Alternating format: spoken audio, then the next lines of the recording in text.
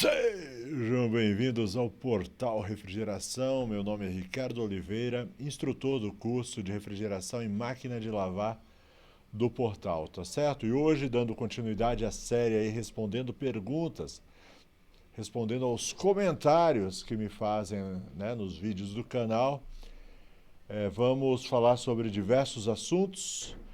Eu coloquei o mais interessante aí na capa, mas vão ser diversos assuntos. Bora lá, vamos dar uma olhada na minha página de comentários.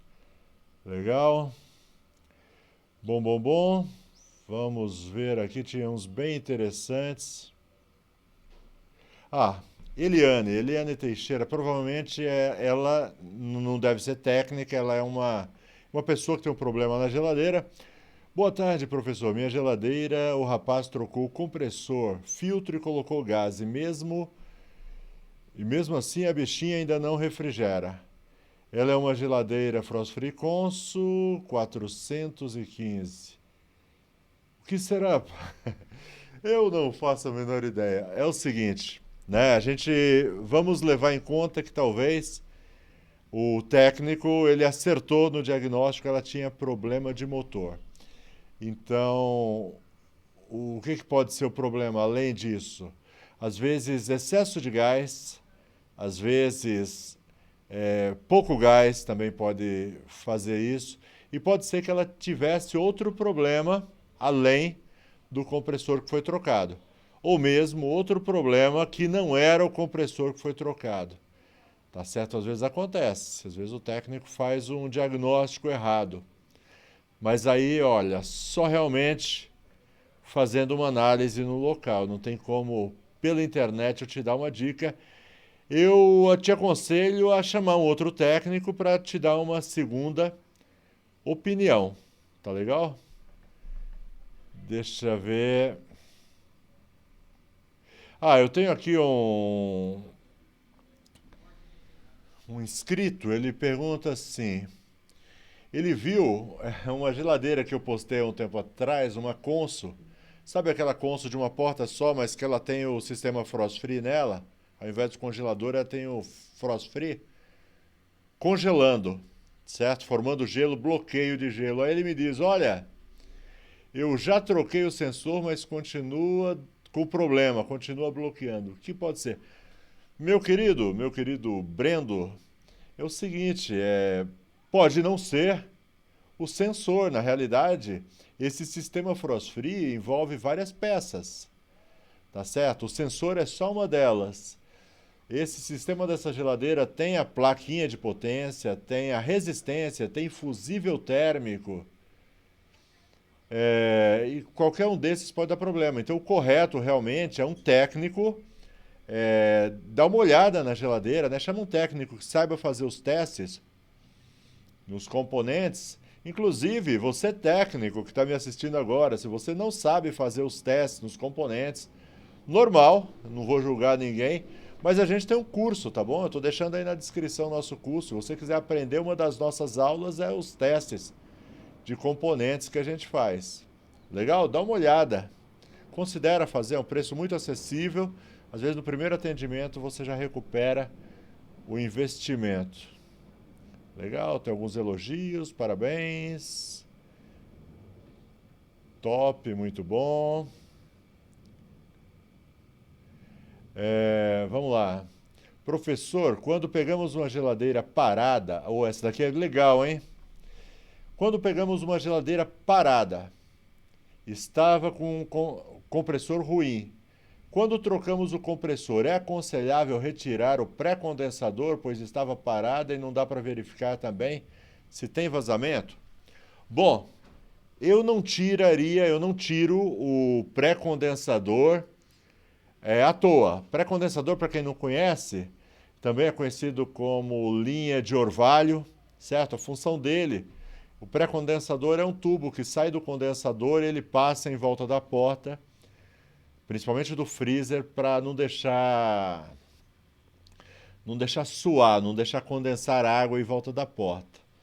Em alguns casos esse pré-condensador ele estraga, né, ele vaza o gás, e aí não tem como trocar, porque ele está dentro, está embutido no gabinete.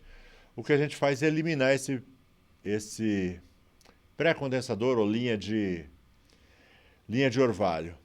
Porém, aí depende. Depende, você foi para arrumar a geladeira com compressor ruim. Então, quando você vai executar o serviço, você tem que ficar atento a algumas coisas. Quando você abriu, tinha gás dentro da geladeira? Né? O gás ainda estava lá? Se o gás ainda estava lá, porque não tem vazamento. Então, não precisa você eliminar pré-condensador. Agora, você abriu. Não tinha gás. Você foi trocar o compressor, não tinha gás. Pode ser o pré-condensador? Pode, mas pode ser qualquer outra coisa. Pode ser no evaporador também. Eu já peguei, né? Vários geladeiras assim, quando ficam paradas. Deixa eu te explicar uma coisa. O fluido refrigerante, eu ia falar o gás, né? Mas o nome correto é fluido refrigerante. Por que eu estou falando fluido refrigerante e não gás? Vocês sabem que eu não gosto muito de negócio de frescura com o nome de componentes, né? Gás é gás e tal, mas eu quero usar fluido refrigerante pelo seguinte. O refrigerante, o gás, o fluido, ele na geladeira, ele fica em duas formas. Em alguns pontos, quando você deixa uma geladeira parada, em alguns pontos vai ter um local onde vai estar vapor. E vai ter outro lugar onde esse fluido refrigerante vai estar na forma líquida. E esse fluido, ele é um pouco corrosivo, principalmente se passa muito tempo parado. Então essa corrosão pode atingir a linha, né, que ele falou aqui, o pré-condensador. Foi o Expedito que fez a pergunta. Pode ficar no pré-condensador, pode ficar também na realidade ele está por toda a geladeira, esse fluido. E pode essa corrosão atingir qualquer uma dessas peças. Então, cravar que foi no pré-condensador é um pouco exagerado, tá certo? O correto realmente é fazer os testes. Se você está em dúvida, se não tinha gás é porque tem vazamento. Então você tem que fazer os testes de vazamento. Legal? A gente tem vídeo falando sobre isso, teste de vazamento com nitrogênio. De repente alguém fala, poxa, eu não tenho nitrogênio, é muito caro. É muito caro mesmo, mas se você está levando a sério essa profissão de refrigerista, começa a pensar em comprar um cilindro, né, os equipamentos para testar com nitrogênio. Ajuda muito. Você pode testar também com outro gás. Por exemplo, o R22, ele tem alta pressão. Você pode botar o R22, depois faz uma limpeza no sistema. Não é muito bom porque é caro. Né? O nitrogênio você investe no começo, né, para comprar o cilindro, o manômetro e gasta. Só que depois ele se paga, porque o nitrogênio é muito mais barato que o fluido refrigerante. Dá para fazer com fluido, mas não é o ideal. Tá bom? Faz o teste, isola. Eu costumo isolar, no seu caso, por exemplo, uma geladeira desse tipo, em 2 ou 3 sessões, tá bom? A linha de alta, que aí é o condensador e pré-condensador, mas você pode dividir também condensador, e se você isola ele, pré-condensador, e a linha de baixa pressão, que aí é o evaporador e o tubo de sucção. Legal? Espero ter ajudado.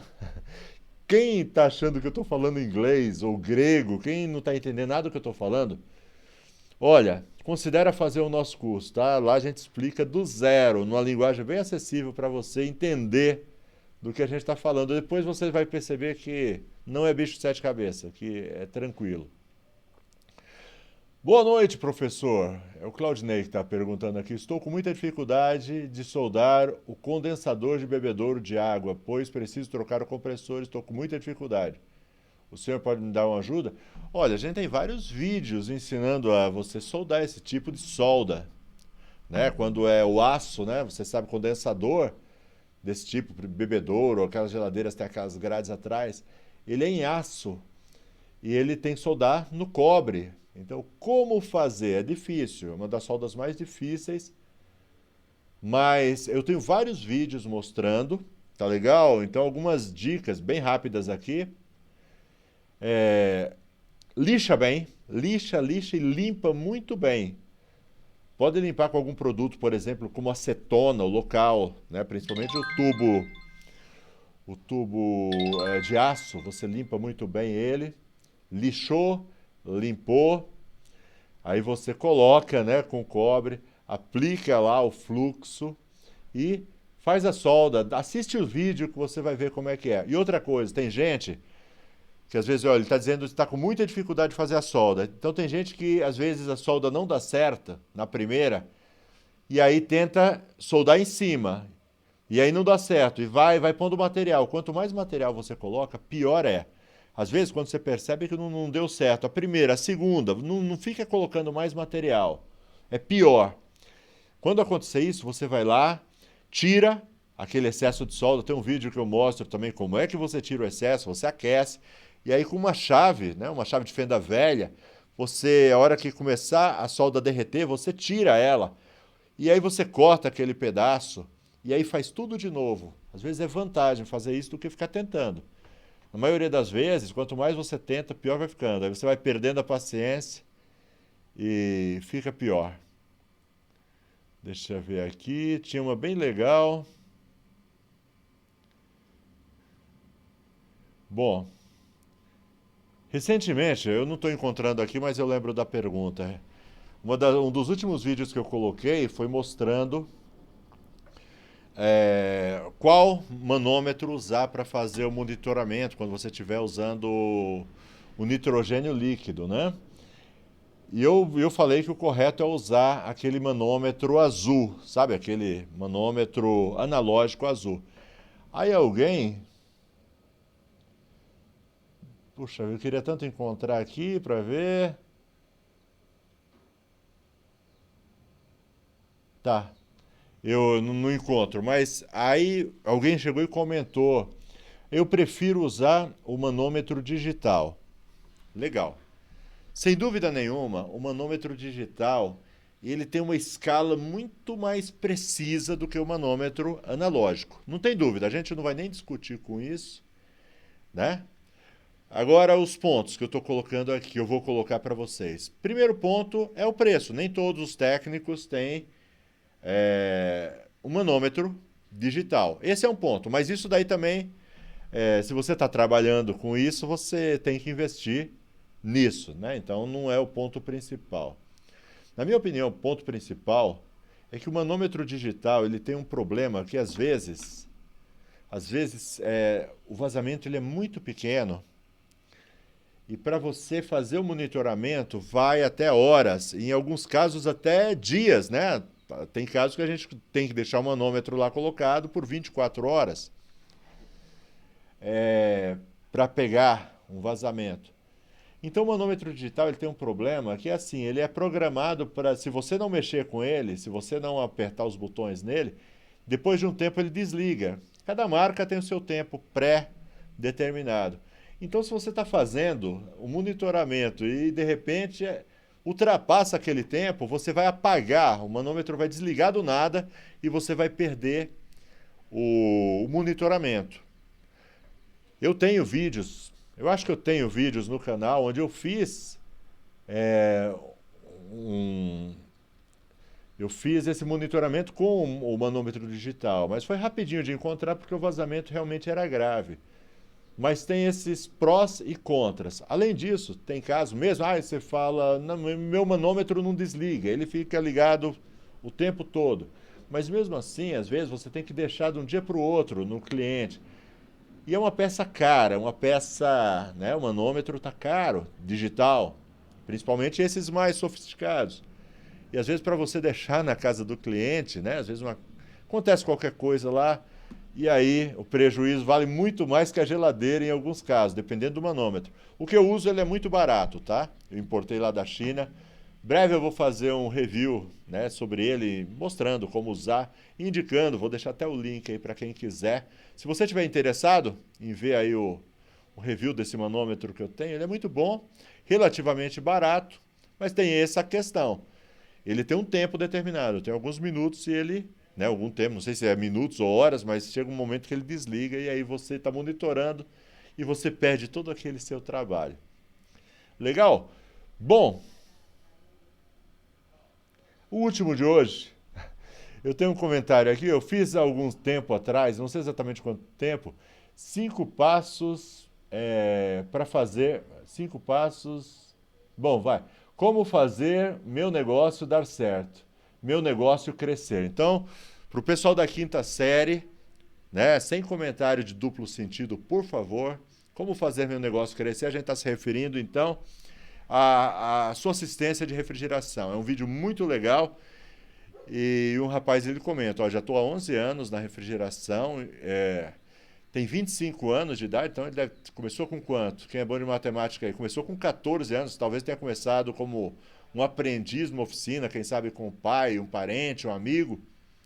Hoje, com 25 anos, já está com a vida feita, já está encaminhada, né? Já disse que já comprou as coisinhas dele, legal.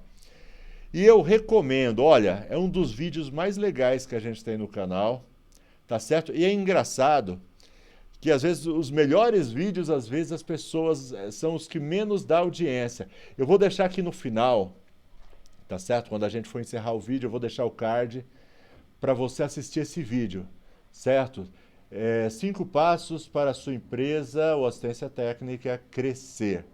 Assiste, eu nunca vi um vídeo tão bom, tá? Tem apenas 1.900 views, eu achei pouquíssimo, era para estar batendo aí pelo menos 20 mil, porque de fato vale a pena assistir. Você que às vezes fica patinando, não sai do lugar ali, o negócio não cresce, assiste esse vídeo, tem uns conselhos legais ali. Vale muito, na minha opinião, vale um curso, esse vídeo que eu estou deixando aí no final. Legal? Assiste aí. Bom, espero que você tenha gostado. Ó, o vídeo vai aparecer em algum lugar por aqui, ó. Assiste ele, vai valer muito a pena. Se inscreve no canal, considera fazer o nosso curso, ativa as notificações, faz algum comentário, tem alguma pergunta, algo que você quer saber sobre refrigeração, coloca aí, quem sabe no próximo vídeo a gente está falando sobre a sua pergunta. Certo? Valeu, até a próxima. Portal Refrigeração. Fica com Deus. Tchau, tchau. Travou.